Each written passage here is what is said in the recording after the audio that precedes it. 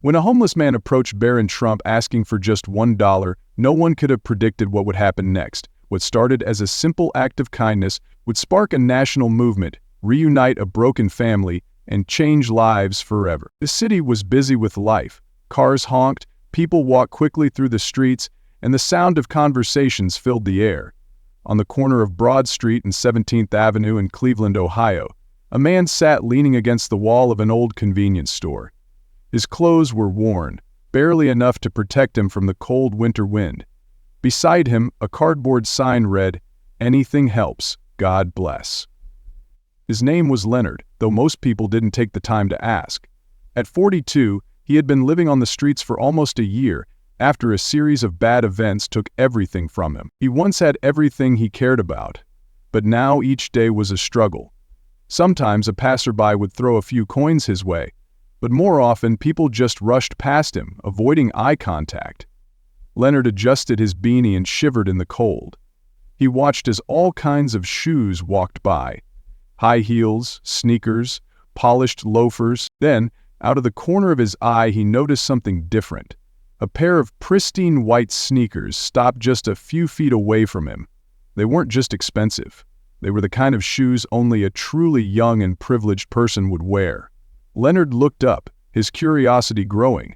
Standing there was a teenager, tall and clearly confident, with his hands casually tucked into the pockets of his sleek jacket. Leonard squinted against the sunlight, trying to place his face. The boy stood at the corner, scrolling through his phone, completely unaware of the attention he was drawing. People around him whispered, and some even pulled out their phones to discreetly take pictures. Leonard hesitated. He wasn't the type to approach anyone unless they made eye contact first. But something about the boy's behavior caught his attention. The boy wasn't in a rush like everyone else. There was a sense of quiet observation, a calmness that seemed out of place in the busy city. Taking a breath, Leonard spoke up, his voice dry from the cold. "Hey, young man," he called, forcing a smile. "Can you spare $1?" The boy froze, his fingers still on the screen and his head tilted slightly, as if trying to make sure he had heard correctly. Slowly, he turned to face Leonard. His expression was unreadable, and for a moment, everything around them seemed to slow down. Then, Leonard braced himself for the usual rejection. He was used to it. But what happened next was different. "What do you need it for?" the boy asked, his voice calm but firm. The question surprised Leonard. It wasn't rude or dismissive, but there was something serious about it, like the boy genuinely wanted to know. Leonard's throat tightened. He hadn't expected to be asked anything at all. Leonard started rubbing his hands together to keep warm. "A cup of coffee would be nice, maybe a sandwich if I'm lucky," he said. His voice wavered. There was something strange about being questioned like that, but the boy's tone wasn't harsh. It was simply curious. The boy stepped closer, his phone now forgotten in his pocket. Leonard could feel the eyes of others on him, the silent judgment of people wondering why someone like this boy would waste his time with a man like him. Leonard wanted to shrink away, to avoid the embarrassment, but the boy's gaze kept him in place. "What's your name?" the boy asked. Leonard answered, his voice barely a whisper. The boy nodded slightly, his brow furrowing as if he were thinking about something deeper than just this moment. He doubled up on himself. "I'm Barron," he said simply. There was no pride, no feeling of being important in his words, just a surprising honesty. The noise of the city returned, but something about the exchange felt different. The air between them seemed charged, as if this brief moment was going to lead to something much bigger. Leonard shifted uncomfortably on the cold pavement, unsure of how to respond. Barron's presence felt unlike anything he had ever experienced. Leonard had met many people before, but most ignored him, avoided eye contact, or tossed loose change his way without saying a word. But here was this young man, not just stopping, but actually talking to him, as if they were equals. Barron crouched down to meet Leonard at eye level. The gesture surprised Leonard. No one had ever done that before. "How long have you been out here?" Barron asked, his tone calm but direct. Leonard hesitated. Sharing his story wasn't something he usually did. People didn't care about the reasons behind his misfortune, only about the spectacle of it. But there was something about Barron's manner that made him feel safe. "Almost a year now," Leonard admitted. "Lost my job after the plant shut down, Then my health got worse, couldn't keep up with rent. He paused, swallowing the lump in his throat. It's been downhill ever since. Barron listened closely, his eyes narrowing slightly. It wasn't out of judgment, but focus. He looked at Leonard like he was trying to understand, as if he was piecing together a puzzle in his mind. Leonard looked him over in coffees. Leonard noticed the quiet tension growing around them. People were watching, whispering. Some even paused, their curiosity piqued by the unusual sight of the young Trump heir crouching beside a homeless man. "What about family?" Barron asked. Leonard's jaw tightened and he shook his head. "I don't have much of that anymore. My folks passed away years ago. My brother, well, we haven't talked in ages." He chuckled bitterly. "Not much left to lose when you've already lost it all." Barron was quiet for a moment, as if thinking carefully about Leonard's words. Then, without breaking eye contact, he reached into his pocket. Leonard's heart started to race. He had only asked for $1. Just one. But Barron's movements made it seem like he was about to do something different. When Barron's hand came out, he wasn't holding a single bill, but a crisp $100 note. Leonard blinked in surprise. "Here," Barron said, extending the bill toward him. "This should cover more than just coffee." Leonard stared at the money, shocked. For a moment, he couldn't move. It wasn't just the amount. It was the gesture itself. "Are you serious?" Leonard finally managed to ask, his voice shaking. "Why would you do that?" Barron shrugged lightly. "Because I can." The simplicity of his answer left Leonard speechless, but before he could respond, Barron leaned in a little closer. "But listen," Barron said, his voice softening. "This isn't just about the money. I want you to promise me something." "What's that?" Leonard asked, gripping the bill like it might disappear. Barron's expression grew serious. "If I help you today, you've got to help yourself tomorrow. Deal?" Leonard felt a lump rise in his throat. The words hit him harder than he expected. For the first time in what felt like forever, someone wasn't just giving him a lifeline. They were challenging him to climb out of the hole he had fallen into. Leonard nodded, unable to find the right words. "Good," Barron said, standing back up. He glanced around at the crowd that had gathered, his calm demeanor unshaken by the attention. Leonard felt his cheeks burn as he noticed people recording the interaction on their phones. He wasn't sure how to feel. Grateful? Embarrassed? Or both? Barron reached into his pocket again, pulling out a pen and a small notepad. He quickly scribbled something down and handed Leonard the torn piece of paper. "Go to this address tomorrow morning. They'll help you out. Tell them Barron sent you." Leonard unfolded the note, his hands trembling slightly. It was the address of a local shelter and resource center, one he had heard of, but had always been too proud or too ashamed to visit. "I'll make sure they're expecting you," Barron added, his voice steady and unwavering. The air around them seemed to change as Leonard held the paper and the money. It wasn't just kindness, it was hope. A fragile, flickering light in a world that had long been dark. And somehow, Leonard knew this was only the beginning. Leonard sat there, staring at the $100 bill and the note in his hands as if they were unfamiliar objects. His mind raced, caught between disbelief and cautious hope. Barron didn't leave right away. Instead, he stood there, watching Leonard with an intensity that felt almost unsettling. It was clear he wasn't just offering a handout, he was waiting for something. Perhaps an acknowledgement, or a commitment. Leonard cleared his throat, his voice shaky. Why do you care? You don't even know me." Barron tilted his head slightly, a faint smile on his lips. "Because everyone has a story, Leonard. Yours just hasn't been told yet." He paused, glancing at the crowd that was starting to gather. "And honestly, if I'm in a position to do something good, why wouldn't I?" Barron smiled and began pulling back the ribbon to try it. Instead, he whipped up the ribbon. Leonard was taken aback. He had heard many empty words over the years, but Barron's tone felt genuine. Still, skepticism tugged at him. "You don't owe me anything," Leonard said, his voice stronger now. "I've been out here long enough to know people don't just stop to help without expecting something in return." Barron crouched down again, meeting Leonard's gaze directly. "I don't expect anything," Barron said, his voice calm. "But I do believe that small actions can lead to something bigger." He gestured toward the note in Leonard's hand.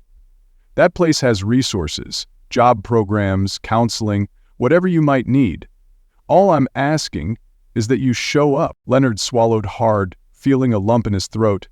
He looked at the note again, the address written in neat handwriting. He wanted to believe this was real, but years of disappointment had made him skeptical. "What if I can't do it? What if I mess it up?" Leonard asked. Barron smiled faintly, shaking his head. "Everyone screws up, Leonard. But giving up?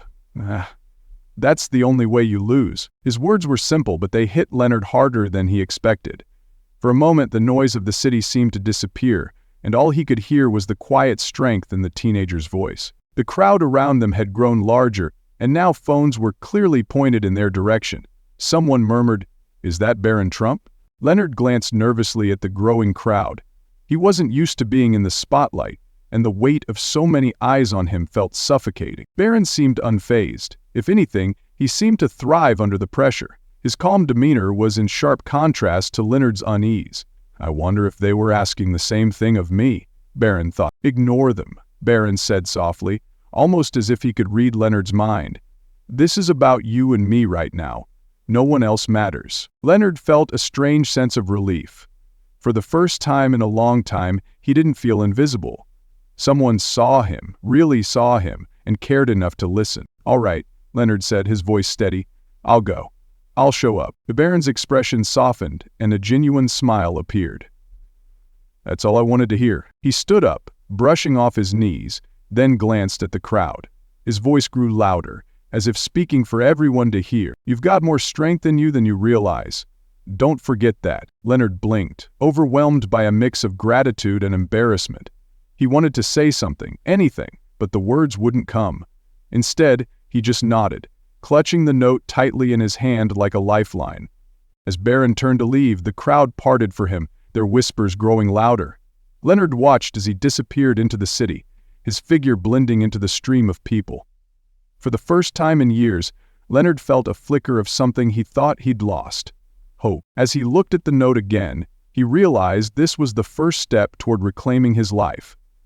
The next morning, Leonard stood outside the address Barron had given him. It was a modest brick building on a quieter side of Cleveland, with a simple sign outside that read Hope Outreach Resource Center.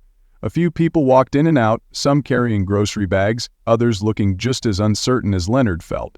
He clutched the note in his pocket, his fingers tracing its edges, to remind himself that this wasn't a dream. The $100 bill was still safely tucked inside his jacket. Part of him wanted to keep it, to hold on to the generosity as proof that what had happened yesterday was real. But another part, the part stirred by Barron's words, whispered that it wasn't just about the money. It was about the chance to start over. Taking a deep breath, Leonard stepped inside. The warmth of the building surrounded him, a stark contrast to the cold air outside. The receptionist, a middle-aged woman with kind eyes and a welcoming smile, looked up from her desk. "How can I help you today?" she asked. Leonard hesitated before pulling out the note and sliding it across the counter. "Barron sent me, he said I should come here," he added. Her eyes flicked to the paper, and a knowing smile spread across her face. You must be Leonard. We've been expecting you," she said. She stood up and motioned for him to follow. "Come on, let's get you started." The next few hours passed in a blur.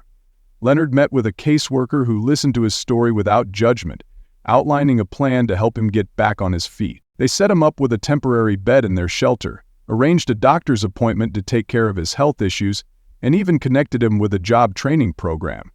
It was overwhelming, but for the first time in years, Leonard felt like the pieces of his life were being picked up and carefully put back together. Later that evening, as he sat on the edge of his cot in the shelter, Leonard replayed the events of the past 24 hours in his mind. The kindness of a stranger, the offer of help, and the simple act of being seen. It all felt unreal. He thought about Barron's words, about the promise to help himself. It wouldn't be easy, but for the first time, Leonard believed it was possible. Meanwhile, outside the shelter, Barron's gesture was beginning to spread in ways neither of them could have expected. A video of their interaction, taken by a bystander, went viral overnight. It spread across social media like wildfire, with headlines praising the young Trump heir's unexpected act of generosity. The footage showed Barron kneeling beside Leonard, handing him the money, and speaking words of encouragement that deeply touched millions. Some people called it a publicity stunt, while others saw it as a rare display of real compassion from someone in a position of privilege. Regardless of the debates, one thing was clear: the video had captured something raw and powerful. People from all walks of life began reaching out to Hope Outreach, offering support, donations, and even their time to help. The Outreach Resource Center began receiving donations and support, all inspired by Barron's actions. Leonard had no idea that his story was now at the center of a national conversation. He was too focused on the steps ahead, attending his first counseling session, filling out job applications, and learning to believe in himself again. As Leonard lay down that night, the weight of the past year felt a little lighter. Somewhere out there, the young man who had stopped to help him was making waves. But Leonard's focus was simple: take it one day at a time and honor the promise he had made. By the end of the week, Leonard began to notice subtle changes, both within himself and in the world around him. At the shelter, staff members treated him with a kindness he hadn't felt in years. They offered not only practical support, but also encouragement, reminding him that his story wasn't over yet. Word of his journey had quietly spread within the shelter community. Others who had been struggling in silence came up to him, inspired by his willingness to take the first step. "If you can do it, maybe I can too," one man had said, giving Leonard a pat on the back. The simple gesture filled Leonard with an unfamiliar sense of pride outside the shelter. However, Leonard's story was no longer quiet. The video of his interaction with Barron Trump had exploded across social media, gaining millions of views in just a few days. News outlets picked up the story, analyzing every detail. Commentators debated whether Barron's actions were genuine or just for show, while viewers across the country shared their thoughts online. "Privilege with a purpose," one tweet read. "This is how you use it for good." Another user posted, "It's sad that kindness like this is so rare it shocks us, but kudos to Barron for showing us it's possible." Leonard learned about the attention when a staff member at the shelter showed him the video. Watching himself on screen, Leonard felt a strange mix of emotions: embarrassment, gratitude, and something he couldn't quite name. He barely recognized the man in the video, the hollow eyes, the defeated posture. It was a reminder of how far he had fallen, and maybe how far he could rise. Meanwhile, Barron stayed silent about the growing attention. He refused interviews, avoided public statements, and ignored the online chatter. To him, this wasn't about receiving praise, it was about helping Leonard. Barron quietly made sure the shelter received large donations, enough to expand its programs and help even more people like Leonard. The video sparked a bigger movement. People across the country started sharing their own acts of kindness, tagging them with hashtags like Kindness Challenge and Pay It Forward. Local organizations saw more donations, and volunteers came forward in large numbers, inspired by the simple act Barron had done. For Leonard, the ripple effect became more personal. One evening, as he sat in the shelter's common room, a man approached him who seemed oddly familiar. "Leonard?" the man asked hesitantly. Leonard squinted, trying to recognize the face. Then it hit him. "Naradine, Altar Ness." "Paul?" he said, his voice trembling. It was his younger brother, the one he hadn't spoken to in over a decade. The two men stared at each other, the weight of lost years hanging between them. He watched closely. "I saw the video," Paul admitted, sitting down beside him. I didn't know things had gotten so bad for you. I should have reached out sooner." Leonard shook his head, fighting back tears. "It's not your fault. I didn't exactly make it easy for anyone to find me." Paul placed a hand on Leonard's shoulder. "Well, I'm here now, and I'm not going anywhere." The reunion was bittersweet, a reminder of what had been lost, but also of what could still be rebuilt. For Leonard, it was another step toward healing, not just his life, but his relationships and his sense of self. As the weeks passed, Leonard began to see his story not as a tragedy, but as a proof of his strength. Though the road ahead was still long, he carried with him a renewed sense of purpose, all of it fueled by the kindness of a stranger who had given him more than just money. He had given him hope.